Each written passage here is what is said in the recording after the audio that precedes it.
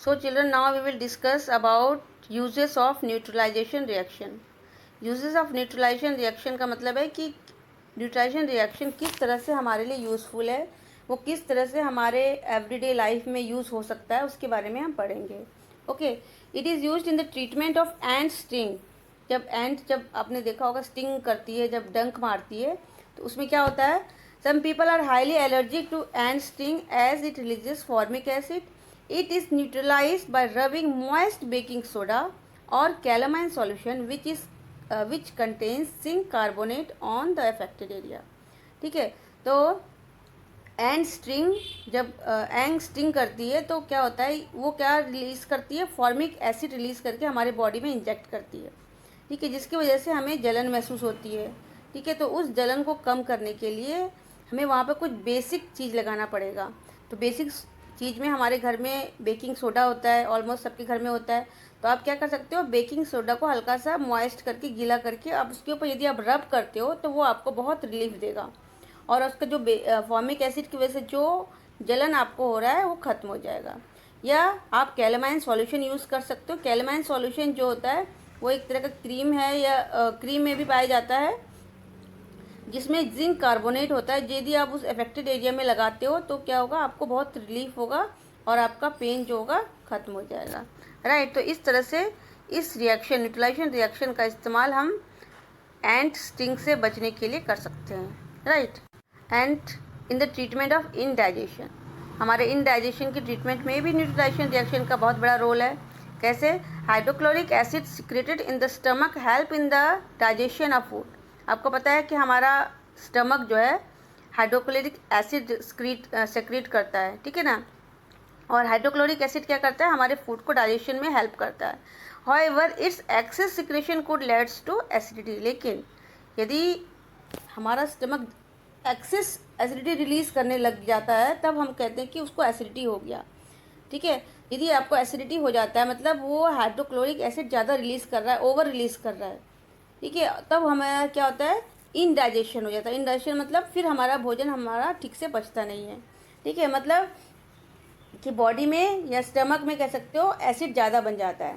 ठीक है, तो उसको न्यूट्रलाइज करने के लिए, उसको ठीक करने के लिए क्या करना पड़ेगा, वीक बेस आपको कंज्यूम करना पड़ेगा. वीक बेस मतलब ऐसा बेस जो कि वीक हो और वो आपको कंज्यूम करना है. जैसे कि आप बोल सकते हो मैग्नीशियम हाइड्रोक्साइड, बेकिंग सोडा, इस तरह की चीज़ें जो कि एक बेसिक होती है, वो क्या करती है, वो एंटा एसिड की तरह एक्ट करती है और उस एसिड को हमारा न्यूट्रलाइज कर देता है और उसकी वजह से हमारा स्टमक में हमें रिलीफ मिल जाता है. राइट, तो आपने देखा होगा कि बहुत सारे मेडिसिन हैं, उसमें मिल्क ऑफ मैग्नीशियम या मैग्नीशियम हाइड्रोक्साइड होता है, जिसकी वजह से एसिडिटी को ट्रीट किया जा सकता है. ठीक है, and the third, in the treatment of soil. Soil की ट्रीटमेंट में भी इस न्यूट्रलाइजेशन रिएक्शन का बहुत बड़ा रोल है. When the soil is too acidic it is treated with slaked lime और quick lime which is a base. ठीक है, तो जिस तरह से हमारे बॉडी में एसिड बेस की बहुत महत्वपूर्ण स्थान है, उसी प्रकार सॉयल जो है वो भी एसिडिक और बेसिक हो जाता है. कैसे हो जाता है कि यदि एक ही प्लांट बहुत समय तक हम उस पर यूज़ लगाते रहें तो वो जो है सॉयल जो है एसिडिक हो जाता है. And when the soil is too acidic it is treated with slaked lime और quick lime which is base. यदि एसिडिक हो जाता है सॉयल तो उस समय आप स्लेक्ट लाइम का होता है चूना जो होता है ना, वो बेस होता है.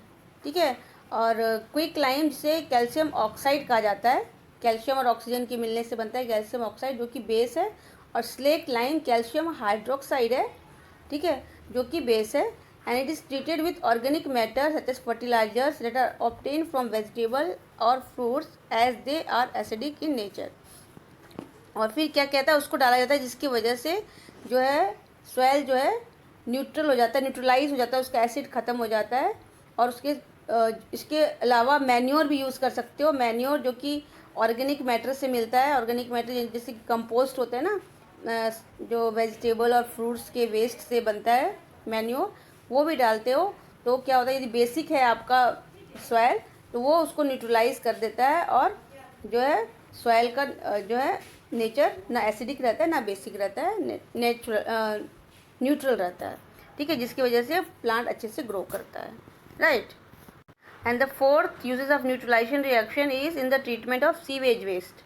तो कैसे होता है सीवेज वेस्ट मतलब जो है बड़ी बड़ी फैक्ट्रियों में से जो गंदगी निकलती है ना, उसकी वेस्ट में इस्तेमाल होता है। Several industries produces acids as waste, ठीक, बहुत सारे इंडस्ट्रीज से जो भी गंदगी वेस्ट निकलता है ना, तो एसिड्स होते हैं। And if they are allowed to flow into water bodies these wastage could affect aquatic organism. यदि उस एसिड को यदि आप किसी भी रिवर्स में, लेक में डाल देते हो, तो क्या होगा, उस रिवर में जो एक्वेटिक ऑर्गेनिज्म है, फिश है, बहुत सारे ऑर्गेनिज्म रहते हैं, तो वो क्या हो जाएंगे, वो मरने लगेंगे। ठीक है, तो क्या करना चाहिए, स्लेक लाइन, जो कि अभी मैंने बताया कैल्शियम हाइड्रोक्साइड है, slaked lime is often use to neutralize this acidic waste let out from the factories. तो कैल्शियम हाइड्रोक्साइड का यूज़ किया जाता है इस एसिड को न्यूट्रलाइज करने के लिए, जो कि फैक्ट्रियों से बाहर आता है, जिसकी वजह से जो एक्वेटिक एनिमल्स हैं ये उनको हार्म नहीं होता है, right. And the fifth uses of neutralization reaction is protecting teeth. One of the best common application of neutralization of acid is the toothpaste. Toothpaste contain an alkali that neutralize the weak acid produced by bacteria and prevent tooth damage. क्या होता है कि हमारे जब हम भोजन करते हैं तो हमारे टीथ में बहुत सारे बैक्टीरिया होते हैं जो कि एसिड रिलीज़ करते हैं, ठीक है ना। तो उस एसिड को रिलीज़ जब करते हैं तो वो हमारे टूथ को बहुत हार्म करते हैं, बहुत हमारे टीथ को हार्म करते हैं।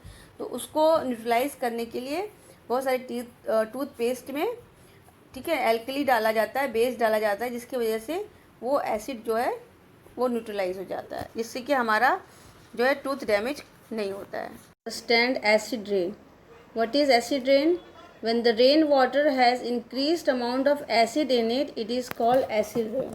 तो बच्चों, जब रेन वाटर में जो है एसिड की मात्रा बढ़ जाती है तो उसे क्या कहते हैं, उसको कहते हैं acid rain. Okay, and the acid rain is formed because of the process of air pollutants such as nitrogen dioxide, carbon dioxide, sulfur dioxide in the air। तो ये कैसे बनती है, एसिड रेन कैसे होती है? क्योंकि जो हमारा एटमॉस्फेयर है उसमें ये पॉल्यूटेंट बहुत ज़्यादा बढ़ जाता है, जैसे कि यदि नाइट्रोजन ऑक्साइड बढ़ जाता है तो ये जब रेन वाटर के साथ मिक्स होती है तो क्या बना देती है, नाइट्रिक एसिड बना देती है। जब कार्बन डाइऑक्साइड की मात्रा बढ़ती है तो वो जब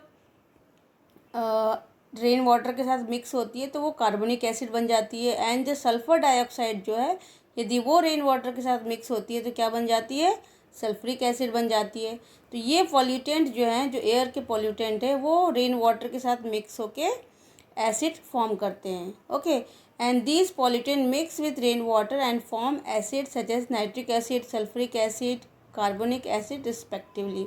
And the acid rain is severely affect the vegetation, animal life and even building of the region where it falls। तो कहने का मतलब है कि ये एसिड रेन जहाँ होती है, ये जिस एरिया में, जिस जगह पे ज़्यादा पॉल्यूटेंट होंगे, ज़्यादा पॉल्यूशन होगा, उस एरिया में क्या होता है, ज़्यादातर एसिड रेन होता है, ठीक है ना। तो वो एसिड रेन जो होता है वो बहुत सारी चीज़ों को अफेक्ट करता है।